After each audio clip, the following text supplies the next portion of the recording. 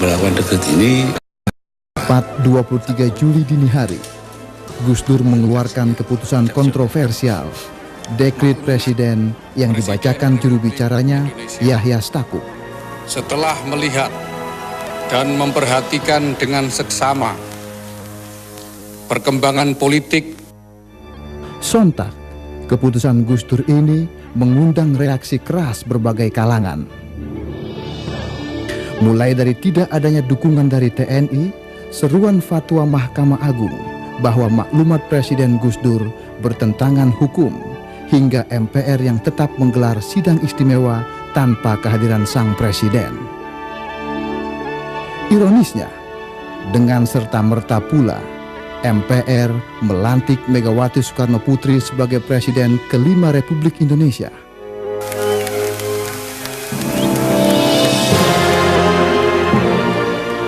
Dan Gus Dur pun lengser dari tampuk tertinggi kepemimpinan di Republik ini. Ya, itu tadi rekaman saat-saat menjelang dicopotnya seorang Abdurrahman Wahid atau Gus Dur secara paksa melalui sidang istimewa MPR pada tanggal 23 Juli tahun 2001. Masih banyak misteri yang menjadi pertanyaan masyarakat hingga saat ini. Untuk itu kita undang Abdurrahman Wahid atau Gus Dur untuk tampil di Kikendi menjelaskan berbagai pertanyaan yang masih mengganjal tadi. Termasuk apakah benar sampai saat ini Gus Dur belum menerima pencopotannya secara paksa tadi? Loh.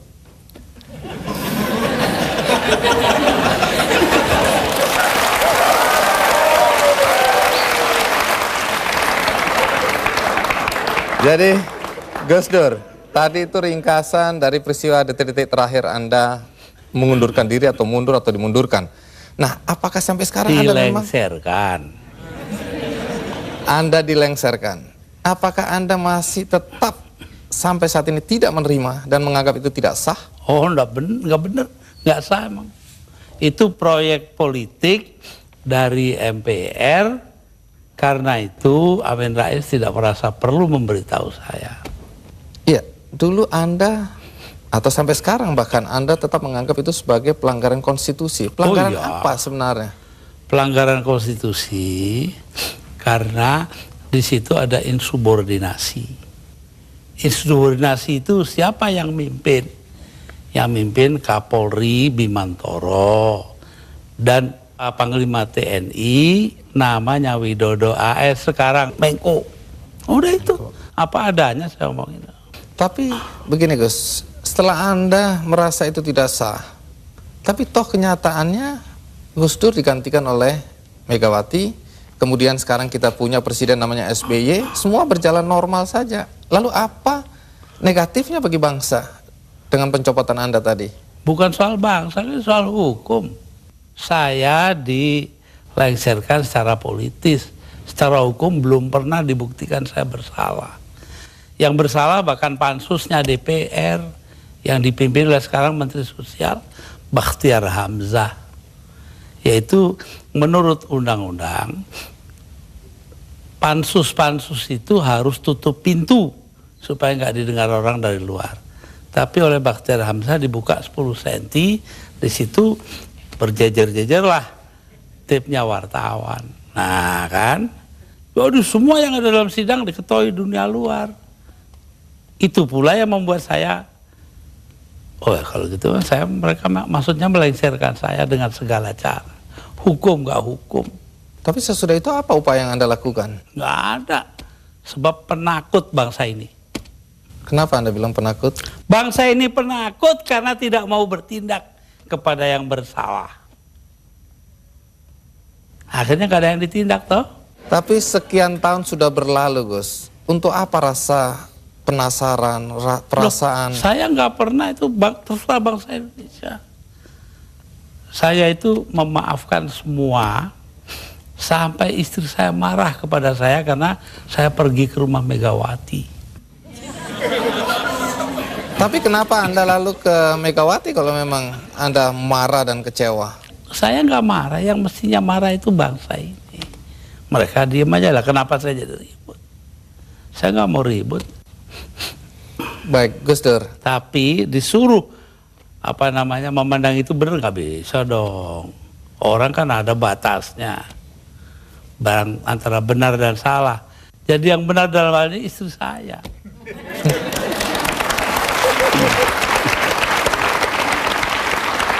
Tapi kenapa Gus Dur nggak mau nurut Tanya sama dia, istri? jangan tanya saya dah. 300.000 orang Mas tanda tangan supaya saya jangan berhenti jadi presiden, tahu? Tapi saya bilang, daripada bangsa ini pecah dalam pertempuran, darah mengalir karena saya, mendingan saya lengser aja deh. Nah itu. Tapi omongan ini kan dibilang omongan ngawur, Gus. Karena faktanya ketika Anda bilang nanti jutaan orang akan datang masuk Jakarta, orang-orang dari Jawa Timur. Begitu ditunggu-tunggu nggak datang. Saya yang nahan kok.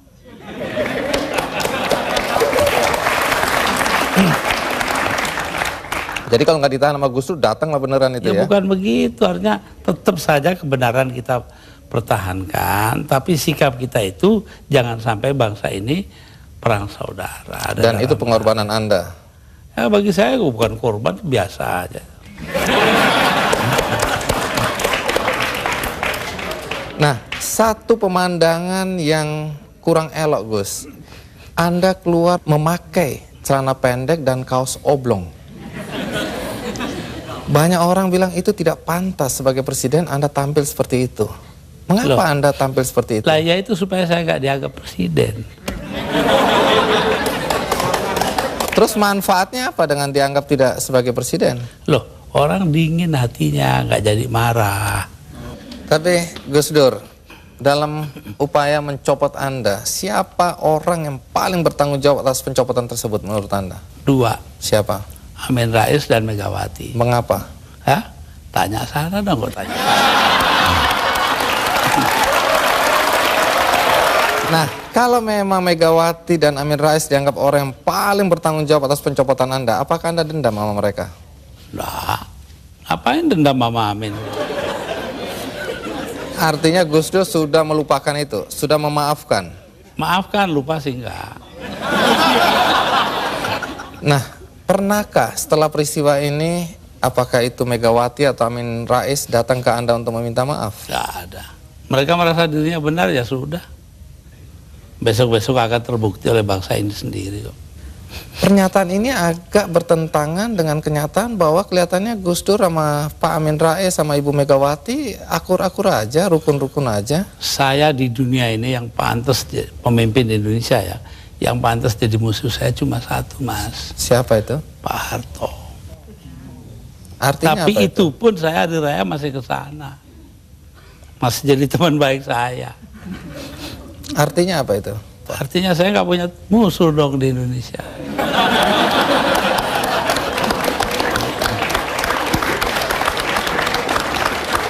Ada satu hal, kita banyak mendengar bahwa teman-teman dekat Anda dulu menyesalkan kenapa Anda jadi presiden. Anda sebenarnya lebih layak menjadi guru bangsa, nggak usah ikut campur dalam perpolitikan yang nggak jelas itu. Saya diperintah oleh 5 orang sesepuh saya. Itu saja, kalau mereka memerintahkan apa saja masuk api. Tanpa perlu berpikir. Tanpa perlu berpikir. Kenapa begitu? Loh, Selain sesepuh saya itu ini kan, orang pesantren disuruh nurut orang tua. itu nggak bisa ditawar itu Gus ya? Nggak bisa ditawar. 5 orang itu, saya nggak sebut namanya.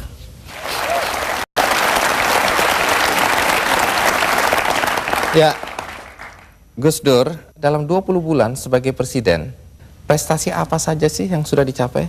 Saya itu menjadi presiden di saat Indonesia menghadapi bahaya akan terurai. Kelompok-kelompok separatis ada di mana-mana. Jadi saya berangkat keliling-keliling dunia itu 80 kali dalam 20 bulan. Jadi 4 kali 1 bulan. Itu tugas saya cuma satu. Apa? Yaitu membuat supaya integritas wilayah Indonesia ini tetap. Itu aja, nggak ada pikiran lain kok saya. Tapi ada yang menuduh. Dan ternyata berhasil toh. Kita tetap satu negara hari ini.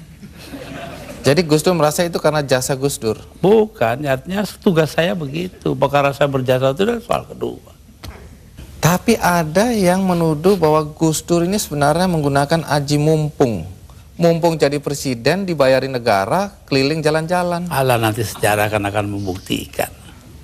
Tapi Gus Dur, perjalanan Anda itu menelan biaya sampai 52,7 miliar.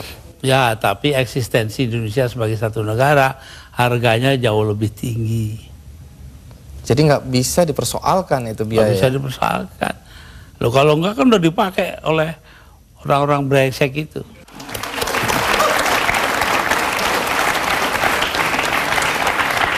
Salah satu yang masih menjadi perdebatan sampai sekarang adalah ketika Gus Dur membubarkan Departemen Sosial dan Departemen Penerangan. Kalau Departemen Sosial dulu, apa alasan persisnya? Sementara banyak orang terlantar yang harus diayomi oleh departemen itu. Persisnya itu. Karena departemen itu yang mestinya mengayomi rakyat ternyata korupsinya gede-gedean. Sampai hari ini. Kalau membunuh tikus kan tidak perlu membakar lumbungnya. Oh memang. Kenapa Anda bakar lumbungnya? Bukan. Karena tikusnya sudah menguasai lumbung.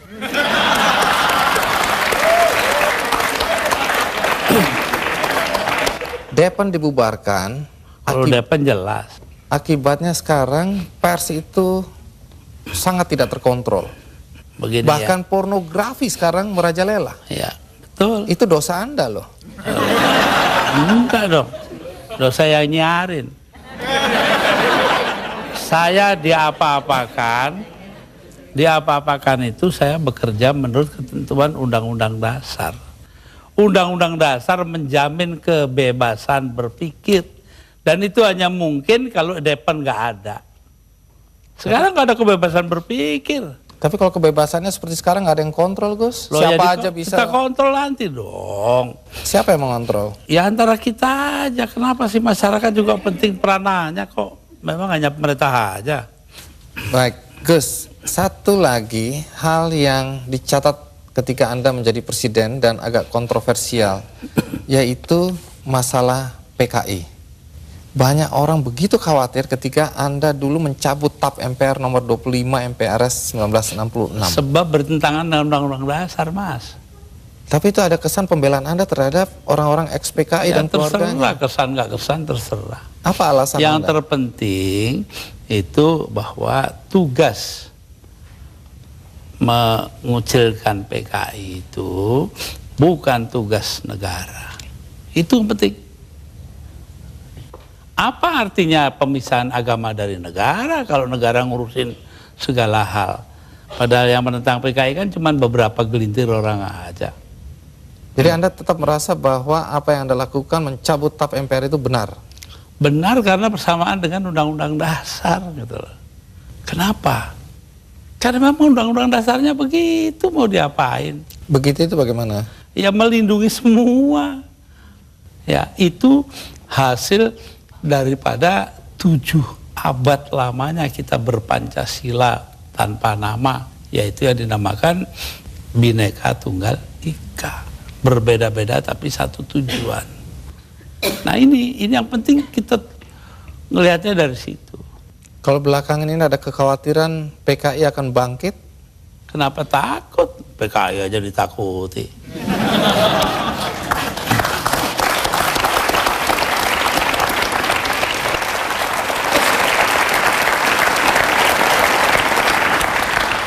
Gus Dur, di antara banyak statement Anda atau pernyataan Anda yang dianggap ngawur, dianggap nyeleneh, ada satu yang dicatat dan dianggap serius, yaitu ketika Anda berada, kalau nggak salah, di Italia, Anda menyatakan bahwa pernah suatu ketika Faisal Tanjung, waktu itu Panglima ABRI, diminta untuk menghabisi Anda.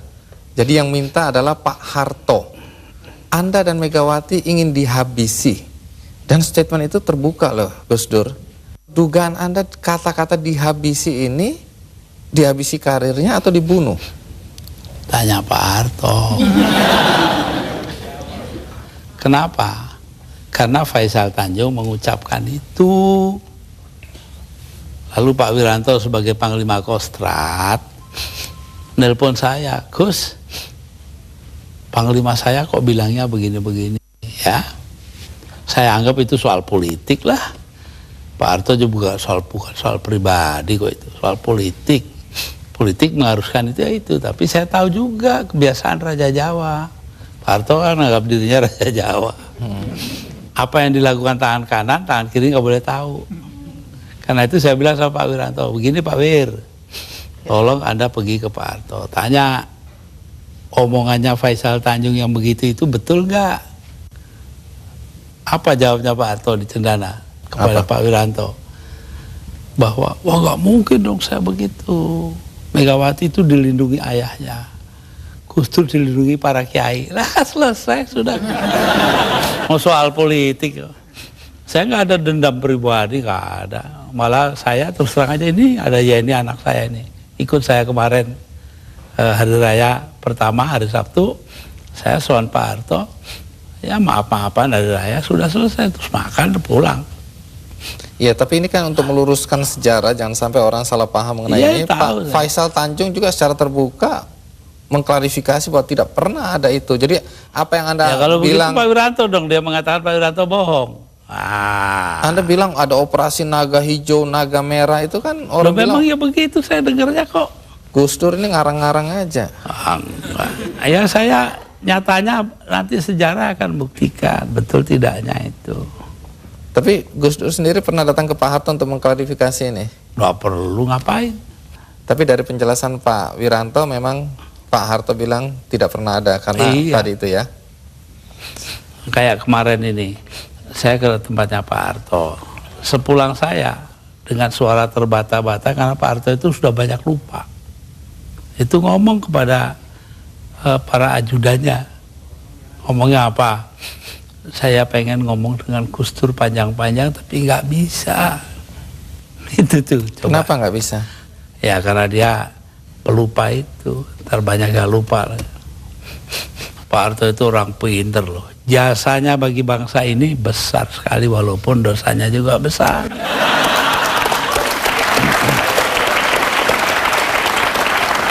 Ya, jangan dilanjutkan dulu Gus Dur, kita break dulu. Tapi sebelum kita lanjutkan, ada beberapa pendapat para tokoh mengenai Gus Dur. Ini dia cuplikannya.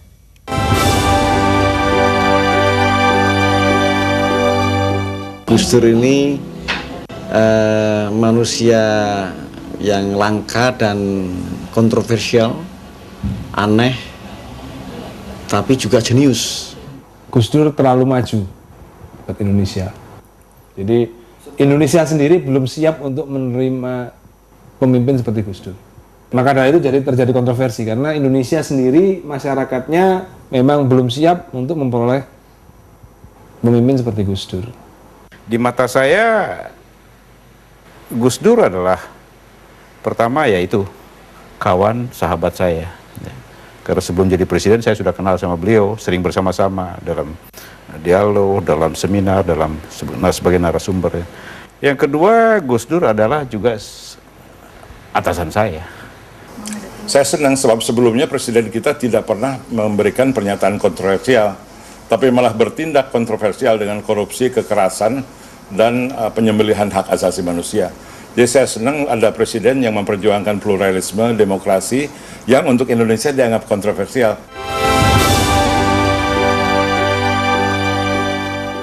Sebagai pribadi, dia orang yang paling memberikan kesan pada saya dalam hidup saya, karena penuh dengan warna dan penuh dengan substansi. Itu saya mendatangi Gus Dur sebagai ulama yang diakui oleh 40 juta umat di Indonesia. Saya sangat mengidolakan Gus Dur, otomatis saya juga pastinya akan menghormati dan meyakini apa yang menjadi fatwa dari seorang Gus Dur. Pada saat Bapak Presiden merencanakan mengeluarkan dekret, terjadilah perbedaan pendapat. Karena sebagai Menko Polhuskam, saya menganalisa kalau dekret sampai keluar, keadaan akan semakin memburuk. Itu kira-kira mungkin sudah 20 tahun yang lalu ya. Nanti saya kenal Gus Dur sudah lama. Tapi mengenai koalisi itu akan secara alamiah nanti.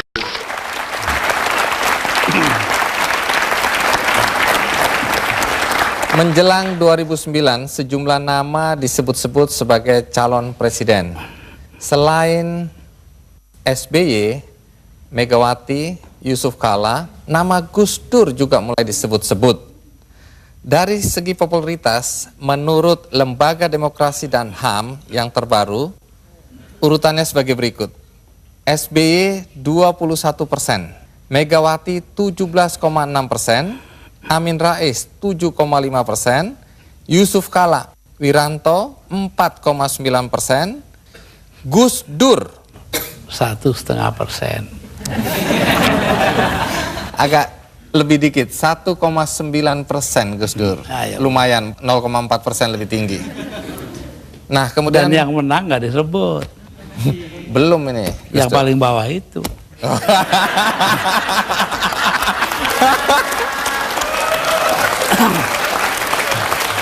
Pertanyaannya, apakah Gus Dur juga berminat mencalonkan diri sebagai presiden pada pemilu 2009 nanti? Saya ini kalau diperintahkan oleh 5 sesepuh, ya saya akan jadi calon. Tanpa tim sukses, tanpa duit. Dulu begitu. Kalau Gus Dur maju tadi tanpa uang, tanpa macam-macam, lalu modal Gus Dur apa? Kepercayaan masyarakat. Apa Gus Dur yakin masyarakat masih percaya sama Gus Dur? Loh. Ayo ikut saya yuk, nanti kalau saya ke situ Bondo 250.000 orang. Berbanding 100 atau 200 juta, sedikit sekali itu Gus. Loh, kalau cuman dia lah banyak. Saya ini tiap 2-3 hari sekali, 2 atau 3 hari sekali ini kiai kampung. Kalau mau ikut nanti hari Kamis ke Cicalengka dengan saya, tempatnya Ajengan Said. Itu 3.000 kiai kampung. Kembali ke dalam konteks Gus Dur akan mencalonkan diri, katakanlah setelah mendapat restu dari 2 kiai lainnya. Pertanyaannya, dengan kondisi penglihatan yang terkendala ini Gus Dur, dan itu menjadi hambatan ketika Gus Dur dulu mau maju oleh KPU, dianggap bahwa tidak memenuhi persyaratan kesehatan fisik. Melanggar undang-undang. Tapi kan itu masih ada sampai sekarang Gus Dur. 4 buah undang-undang karena KPU-nya dibiarkan curang. Kalau kemudian itu terjadi lagi sekarang ini tahun 2009? Ya biar aja. Rakyat masih ada ini. Tapi Gus Dur berarti nggak bisa maju dong? Apa? Nggak bisa maju karena Terus saya terkendala tuh oleh... nggak butuh maju kok. Orang tua itu kan punya solusi sendiri nanti. Ini sedikit berandai-andai Gus Dur. Kalau akhirnya Gus Dur tidak maju, siapa tokoh yang Anda anggap pantas untuk memimpin bangsa ini ke depan? Lebih dulu tanyalah, apa yang harus diperbuat bangsa kita. Bangsa kita ini paling kaya di dunia, kok jadi paling melarat sekarang? Artinya? Karena korupsi dibiarkan, tidak ditindak.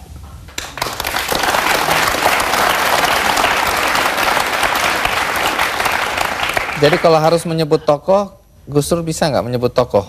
Siapa kira-kira yang pantas dari yang ada? Nanti dong, rahasia perusahaan. Baik.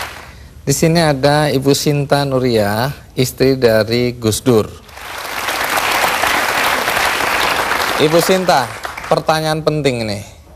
Kalau Gus Dur mencalonkan diri lagi dan direstui oleh para kiai, apakah Anda mengizinkan?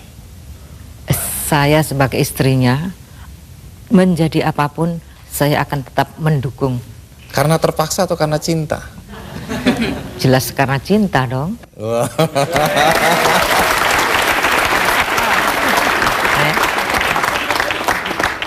Tapi boleh tahu nggak, mana yang membuat Anda bahagia? Sebagai istri Gus Dur sekarang atau sebagai istri Gus Dur ketika menjadi presiden? Sebagai istri Gus Dur, baik sebagai presiden, sebagai orang biasa, sebagai kiai, atau sebagai apapun, saya akan tetap bahagia di sampingnya. Saya baca di biografi Gus Dur ini, dulu Anda ini cantik dan diperebutkan. Sekarang sih masih cantik juga. Tapi dulu Anda cantik dan diperebutkan oleh banyak pemuda. Tapi yang tidak terungkap di sini, mengapa Anda mau kawin sama Gus Dur? Karena itu adalah kehendak Allah. Yakin? Saya yakin. Saya dapat informasi katanya Anda dipaksa oleh paman. Paman siapa? Jadi Saya punya paman. ah. Nanti dulu. Nanti dulu. Namanya Pak Aziz Bisri. Ya, dia marah. Loh kok Nurya itu mau aja salaman dengan Abah Kiai Bisri Sansuri, kakek saya dari ibu. Kenapa? Saya kan juga pengen salaman. Nah, itu paman ngiri. Oh. Ibu Sinta, apa sifat-sifat Gus Dur yang paling menyenangkan buat Anda?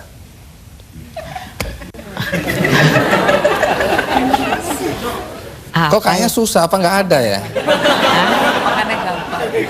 Ya, ngurusnya sih gampang. Makan juga apa adanya, apa saja dimakan. Tambah lagi ya, yang paling menyenangkan Yang saya. menyenangkan dulu. Pada setiap kali saya melahirkan anak, ya, setiap malam kan biasanya anak bangun. Nah itu setiap kali anak saya bangun nangis, maka Mas Dur yang pertama kali bangun, kemudian mengganti popoknya yang kena kencing, kemudian mengangkatnya dan menyerahkan kepada saya. Saya tinggal netein, setelah anak saya tidur, kemudian diambil lagi, ditaruh di box lagi.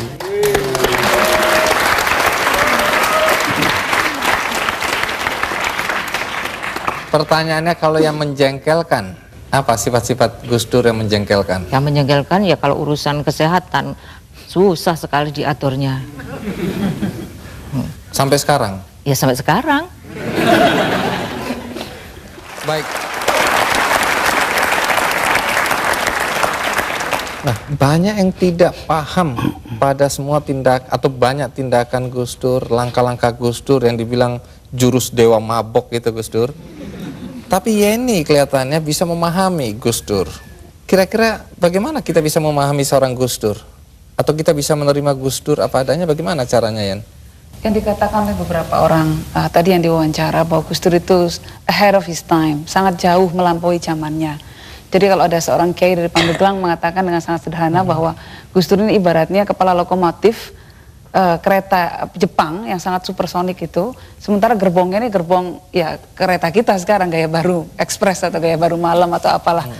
Jadi terseok-seok nggak bisa mengikuti.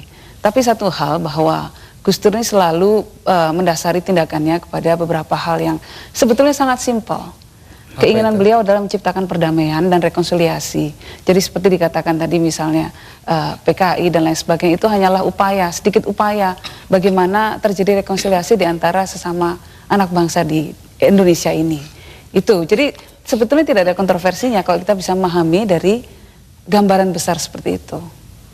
Lalu soal tadi kebetulan karena saya ikut menemani pada waktu pakai celana pendek di halaman istana, itu sebetulnya adalah upaya terakhir dari Gus Dur, ya waktu menjadi presiden masih, atau hari-hari terakhirnya lah, untuk mengajari bangsa ini untuk berpikir mendahulukan substansi bukan bungkus.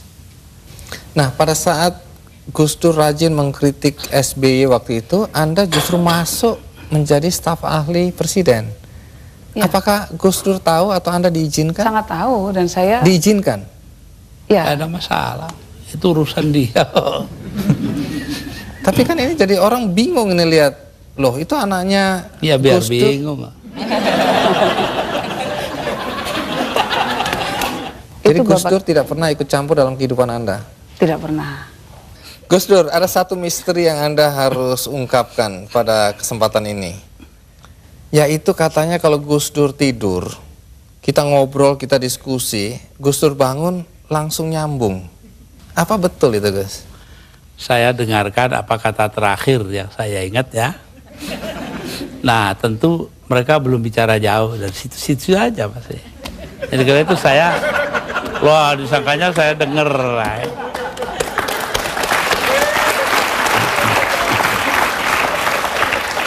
Nah, di sini ada Anita. salah satu putri dari 4 putri. Sayang Alisa yang paling tua nggak bisa hadir ya. Tapi ada 3 putri yang hadir di sini. Pertanyaannya sederhana aja, Anita. Bagaimana perasaan Anda jika membaca atau mendengar bahwa Gus Dur dihujat? Reaksi pertama seperti apa? Terutama ketika menjadi presiden. Itu berhubungan juga sebenarnya dengan satu yang saya kagumi dari Bapak dan saya belajar juga dari Bapak. Apa itu? Yaitu bahwa kita nggak perlu berpikir mengenai orang melihat kita seperti apa. Yang penting kita berusaha melakukan do the right thing. If we believe it as something's right, ya udah kita lakukan itu gitu. Jadi kalau misalnya Bapak dihujat sana sini, saya ngerasanya cuman pasti Bapak punya alasan untuk itu, untuk melakukan apa yang Bapak lakukan, punya alasan kenapa Bapak mengatakan apa yang Bapak katakan, dan itu cukup untuk buat pegangan buat saya untuk mensupport Bapak. Itu. Menarik sekali. Sekarang giliran Inaya. Inaya, enak mana jadi anaknya Gus Dur yang sekarang atau anak presiden? Yang pasti jadi anaknya Gus Dur dalam berbagai kondisi, mau jadi presiden, nggak jadi presiden, mau jadi ketua PBNU, selalu bahagia jadi anaknya Gus Dur, kapanpun itu.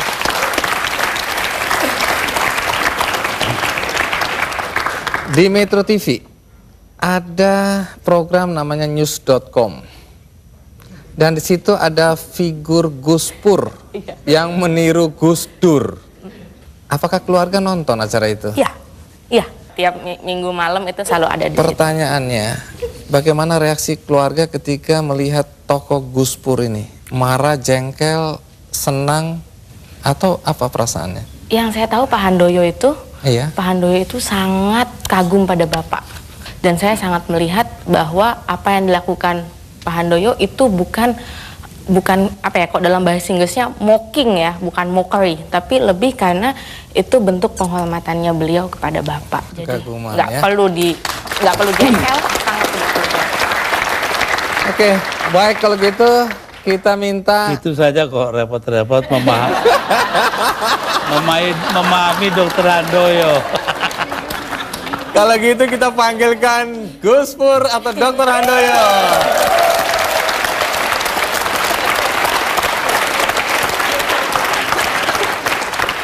Nah, kalau orang bertanya, silakan duduk. Bagaimana sikap Anda terhadap Gus Pur?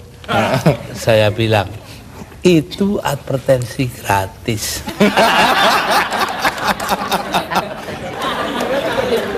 Ibu Sinta, sebenarnya siapa yang lebih ganteng di antara ini? Gus Dur dong. Dr. Handoyo ini pengikut advertensi Fuji Film. Lebih indah dari warna asli.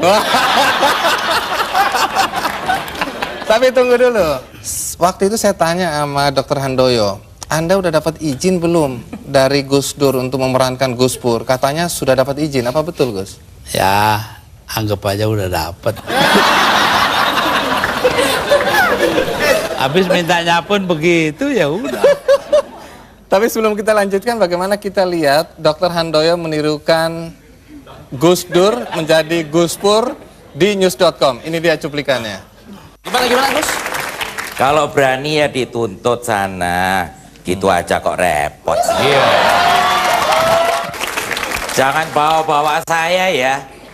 Saya tuh nggak ikutan. Saya datang sendiri, wong saya cuma mau silaturahmi. Gitu aja kok repot sih. Kritik itu penting loh untuk kemajuan. Gitu aja kok repot.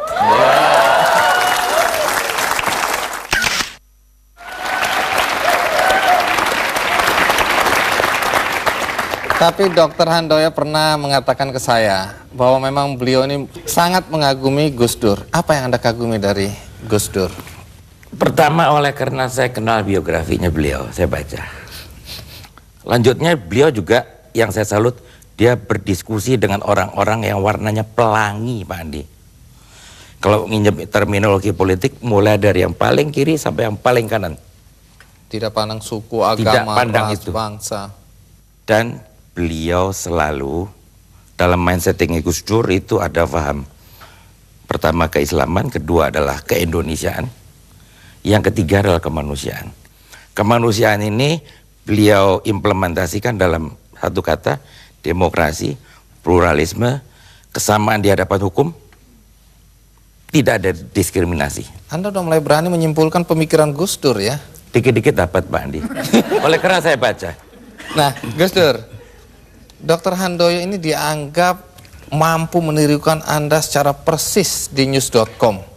Tapi kalau boleh jujur, menurut Gus Dur, apa yang nggak bisa ditiru oleh Dr. Handoyo? Ya nanya-nanya yang keliru, ke dia jangan ke saya. Apa yang nggak bisa berkomentar tentang apa yang tidak bisa dilakukan oleh Dr. Handoyo mengenai Gus Dur? Nah, ini pengakuan yang jujur dari istri ini. Coba apa? Satu hal yang dikenal oleh masyarakat tentang Gus Dur adalah juk-nya. Kemanapun juga orang hanya seakan bertanya, apa juk terakhirnya Gus Dur? Nah, yang itu yang tidak muncul dari Pak Dr. Handoyo. Wah, harus belajar banyak ini kelihatannya. Baik, luar biasa Gus Dur. Sebelum kita akhiri acara ini, kita akan membagikan buku biografi Gus Dur yang ditulis oleh Greg Burton. Ya. Untuk kita yang hadir semua dapat satu-satu. Ya. Dan bagi Anda pemirsa yang ada di rumah, Anda juga bisa mengakses buku ini melalui kikendi.com. Dan Gus Dur, sebelum berakhir, kita punya sebuah karikatur untuk Gus Dur. Sebentar. Ini dia.